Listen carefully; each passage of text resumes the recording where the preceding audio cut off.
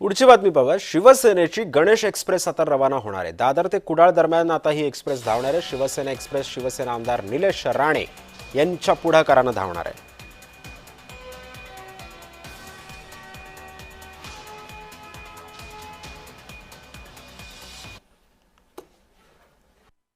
गणेशोत्सवासाठी अवघे 2 दिवस राहिले आहे आणि अशामध्येच मुंबईतून लाखो कोकणस्थ जे आहेत ते कोकणात जाण्यासाठी सुरुवात झाली आहे। शनिवारपासूनच आपण बघू शकतो कोकणामध्ये जाण्यासाठी गणेशोत्सवासाठी चाकरमानी जे आहेत ते जात असतात आणि त्यासाठी असंख्य गाड्यांचं नियोजन जे आहे ते करण्यात आलेलं आहे विविध पक्षांकडून। आणि अशामध्येच आज दादर स्थानकातून शिवसेना एक्सप्रेस जी आहे ती निघणार आहे। आपण बघू शकतो या ठिकाणी दादर स्टेशन प्लॅटफॉर्म क्रमांक 14 वरनं जी आहे शिवसेना एक्सप्रेस जाणार आहे। निलेश राणे यांनी ही ट्रेन जी आहे ही आयोजित केलेली आहे। मुंबईतील असंख्य जे कोकणवासी आहेत ज्यांना गणेशोत्सवासाठी आपल्या गावी जायचं आहे, गणेशोत्सव साजरा करण्यासाठी, त्यांच्यासाठी यांनी नियोजन जे आहे ते केलेलं आहे। आणि आपण बघू शकतो 1:30 वाजता इथून ही ट्रेन जी आहे रवाना होणार आहे आणि या ठिकाणी आता मुंबईकर जमण्यास सुरुवात झालेली आहे।